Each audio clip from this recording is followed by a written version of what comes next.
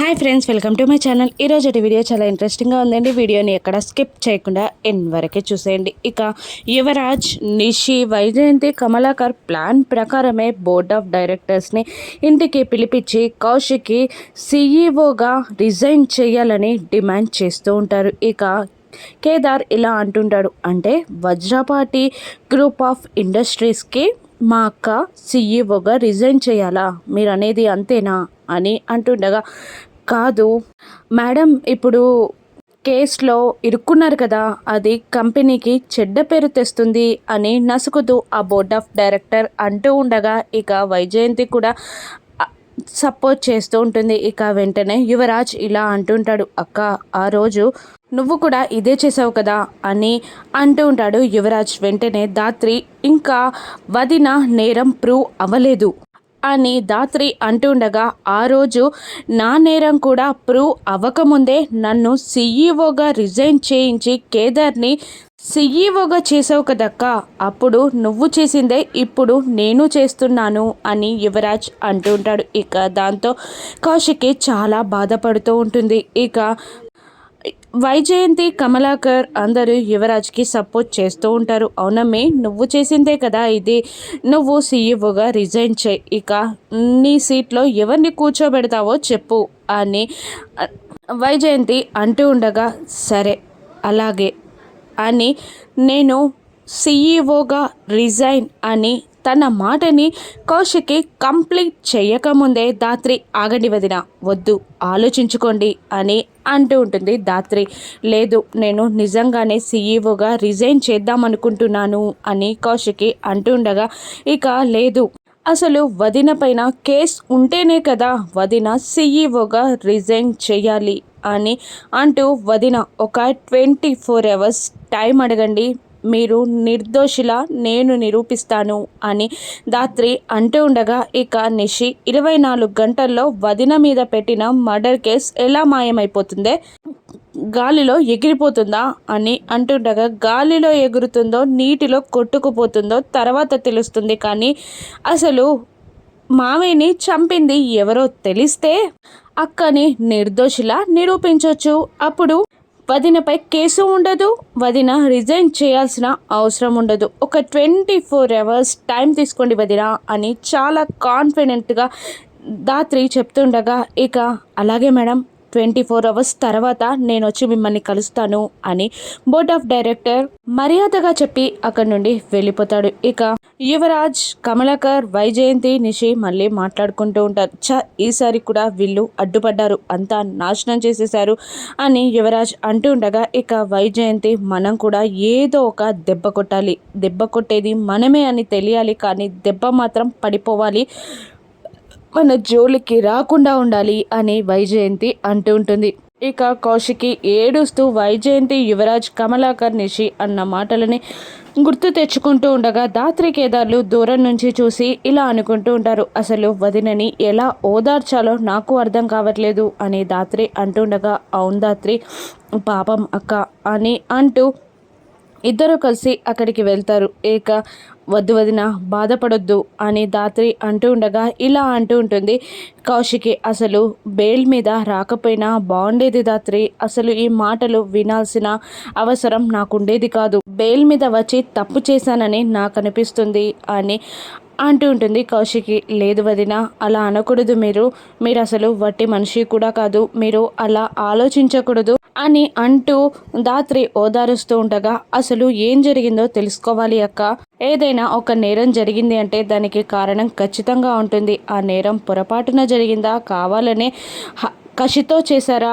లేదంటే దేనికోసమైనా చేశారా, మనం దాన్ని కనిపెడితే దాని కారణం తెలుసుకుంటే కేసు సాల్వ్ అయిపోతుందక్క అని కేదార్ అంటూ ఉంటాడు. ఇక కౌశికి 24 గంటల్లో అది రుజువు చేయడం ఎలా అని అడుగుతుండగా, మేము ట్రై చేస్తాం వదిన, మేమిద్దరం బయటికి వెళ్తాం, మాకు పనుంది అని అంటూ ఉంటుంది ధాత్రి. అలాగే అని కౌశికి తల ఊపగానే ధాత్రి, కేదార్లు పక్కకి వెళ్ళి, మనకి ఇంకా టైం లేదు, భూపతి నుండి ఇన్వెస్టిగేషన్ స్టార్ట్ చేద్దాం అని ధాత్రి, కేదార్తో అంటూ వాళ్ళు ఆఫీస్కి వెళ్ళి డ్రెస్సెస్ చేంజ్ చేసుకొని మళ్ళీ భూపతి దగ్గరికి బయలుదేరుతారు. ఇక భూపతి మందు తాగుతూ చాలా టెన్షన్ పడిపోతూ ఉంటాడు.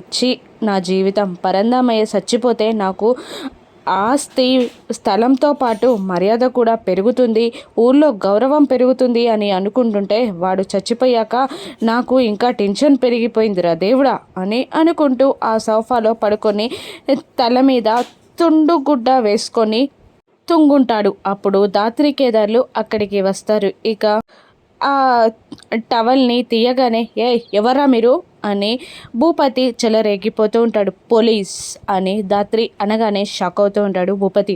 పోలీసా, మీరెందుకు ఇక్కడికి వచ్చారు అని కంగారు పడుతూ భూపతి అంటుండగా, ఏంటి అలా భయపడుతున్నారు భూపతి గారు? పోలీస్ అనగానే భయపడుతున్నారు అంటే మీరు చెయ్యకూడని నేరం ఏదైనా చేశారా అని అడుగుతూ ఉంటుంది జేడి.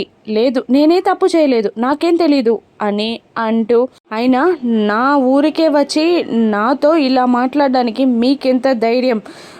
పదండిరా వీళ్ళ సంగతి చూద్దాం అని భూపతి ఆ మనుషులని జేడీకేడీ మీదికి పంపిస్తూ ఉండగా జేడీకేడీలు చాకచక్యంగా వాళ్ళ గన్స్ని తీసి బయట పెడతారు. ఇక ఆ గన్స్ని చూసి భయపడుతూ, అయ్యో అయ్యో గొడవలెందుకు, కూర్చొని మాట్లాడుకునేదానికి అని భూపతి లొంగిపోతూ కూర్చొని, మీరేదో అడుగుతున్నారు మేడం అని అంటూ ఉంటాడు భూపతి. ఏమీ అడగట్లేదు, నేను నువ్వు పరందామయ్యని ఎందుకు చంపావు అని మాత్రమే అడుగుతున్నాను.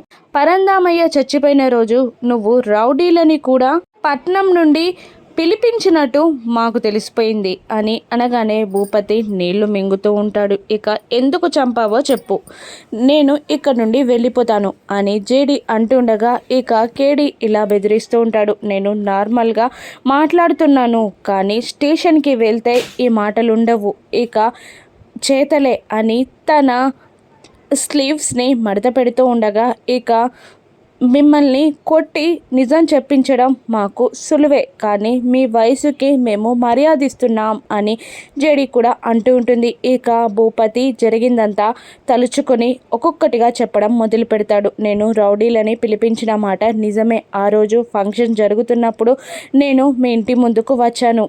ఆ రోజు ఫంక్షన్ జరుగుతుండగా కోపంతో రగిలిపోయాను. ఇక మనుషులని తీసుకొని ఇంటి ముందుకు వస్తూ ఉండగా ఏం చేద్దామని వాళ్ళు అడుగుతూ ఉండగా, నాకు జరిగిన అమర్యాదే వాడికి జరగాలి, ఎవరైనా అడ్డొస్తే అందరినీ కొట్టేయండి అని అంటూ గేటు ముందుకి రాగానే అక్కడ కత్తితో పరందామయ్య పడిపోయి ఉంటాడు. అంతే, ఇక ఆ నేరంలో నేను ఇరుక్కుంటానేమోనని నేను వచ్చేసాను అని భూపతి జరిగినట్టు చెప్పడంతో అక్కడ కౌశికి ఉన్నారా అని జేడి అడుగుతూ ఉంటుంది. లేదు, నేను వచ్చి చూసేటప్పటికి లేరు అని భూపతి చెప్పేస్తాడు. ఇక రమ్యకి భూపతిని కస్టడీలోకి తీసుకో అని చెప్పి జేడీకేడి అక్కడి నుండి వెళ్ళిపోతారు. అసలు వదిన లేచినప్పటి నుంచి పిన్ టు పెన్ ఏం జరిగిందో మనం వదిననే అడిగి తెలుసుకోవాలి, వదినని ఇన్వెస్టిగేషన్ చేద్దాం పదా అని జేడీకేడీలో అక్కడి నుండి బయలుదేరుతారు. ఇక అందరూ లంచ్ చేయడానికి కూర్చుంటారు.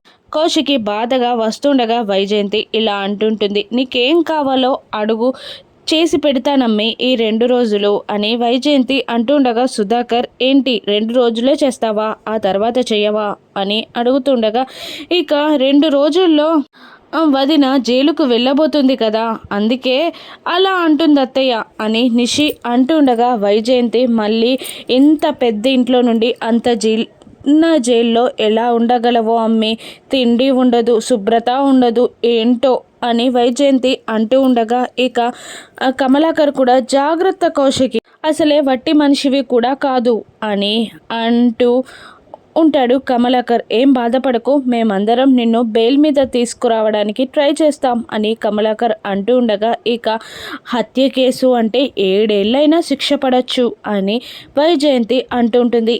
ఈ మాటలకి కౌశికి చాలా బాధపడిపోతూ ఉంటుంది. ఇక సుధాకర్ వాళ్ళని వారించే ప్రయత్నం చేసినా ఆయన సక్సెస్ అవ్వలేకపోతాడు. అప్పుడు జేడీకేడీలు అక్కడ నిలబడి గుమ్మం నుండి వీళ్ళందరినీ చూస్తూ సెక్షన్లు బాగానే మాట్లాడుతున్నారు వైజయంతి గారు అని అంటూ లోపలికి వస్తూ ఉంటారు. ఇక లోపలికి వస్తూ జేడీ సెక్షన్స్ చెప్తూ ఉంటుంది. అటెంప్ట్ టు మర్డర్ అంటే 8 సంవత్సరాల జైలు శిక్ష, ఇంకా కిడ్నాపర్స్ డ్రగ్స్ అంటే 7 to 14 years. ఆ తర్వాత మారణాయుధాల ఫేక్ కరెన్సీ అయితే కనీసం 14 years. ఆ తర్వాత వాళ్ళకి సహకరించిన వాళ్ళకైతే ఇంకా పెద్ద శిక్ష పడుతుంది, లైఫ్ లాంగ్ జైల్లోనే ఉండాలి అని అంటూ యువరాజ్, కమలాకర్, నిషి, వైజయంతి కాచి బూచులని చూస్తూ సెక్షన్లో మాట్లాడుతూ ఉంటారు జేడి కేడి. ఇక సుధాకర్ ఈ సెక్షన్స్ అన్నీ మాకెందుకు చెప్తున్నారు అని అంటూ ఉండగా, ఇక అవసరం ఉంది కాబట్టే చెప్తున్నాను అని అంటూ ఉండగా, కౌశికి ఎదురు వెళ్ళి మీరెందుకు ఇక్కడికి వచ్చారు, వెళ్ళిపోండి అని అంటూ ఉంటుంది. మేము వెళ్ళిపోవడానికి రాలేదు, హెల్ప్ చేయడానికి వచ్చాం, అయినా హెల్ప్ అవసరం లేదు అంటే ఇన్వెస్టిగేషన్ చేస్తాం అని అంటూ ఉంటుంది జేడి. ఇక నిషి, వైజయంతి మాట్లాడుకుంటూ ఉంటారు. ఎప్పుడు కౌశికిని చూసి గయ్యమనే ఈ జేడి ఇలా ఒక్క మాట కౌశికిని అనగానే మమ్మల్ని బెదిరిస్తుంది ఎందుకు అని అంటుంటుంది వైజయంతి. అమ్మో, వాళ్ళిద్దరూ కలిసిపోయారంటే మనకు నిద్ర పట్టదు ఇంకా అని నిషి అంటూ ఉంటుంది. సెక్షన్లు మాట్లాడగానే కమలాకర్, యువరాజ్ స్టన్ అయిపోతారు. ఇంకా కౌశికి ఇన్వెస్టిగేషనా, మీరెందుకు చేస్తారు అని అంటూ ఉండగా, ఎందుకంటే మీ కేస్ని జేడీకే ట్రాన్స్ఫర్ చేశారు అని కేడి చెప్తుంటాడు. ఇక అందరూ షాక్ అయిపోతూ ఉంటారు. ఇక నిషి, వైజయంతి కాస్త సంబరపడిపోతూ ఉంటారు. ఇక జేడి ఇలా అంటూ ఉంటుంది, ఎప్పుడు హెల్ప్ చేయడమే తప్ప తప్పు చెయ్యరు మీరు అని నేను నమ్మాను కాబట్టి మీకు ఇన్వెస్టిగేషన్ వ్యతిరేకంగా కాకుండా మీకు సానుకూలంగా మీ దగ్గర నుంచి ఇన్వెస్టిగేషన్ చేద్దాం అనుకుంటున్నాను అని అంటూ వెళ్ళి సోఫాలో కూర్చుంటారు జేడి కేడి. ఇక ఒక్క నిమిషం ఆలోచించి కౌశికి కూడా వెళ్ళి అక్కడ కూర్చుంటుంది. ఇక జేడి ఇలా అడుగుతూ ఉంటుంది, అసలు ఆ రోజు ఏం జరిగింది, మీరు మార్నింగ్ లేచినప్పటి నుంచి ఏం జరిగాయో మాకు పిన్ టు పిన్ చెప్పాలి అని జేడి అంటూ ఉండగా, ఇక ఆ రోజు వాటర్ కోసం నేను లేచాను, ఏదో మూలుగులు వినబడుతుండడంతో బయటికి వస్తున్నాను అని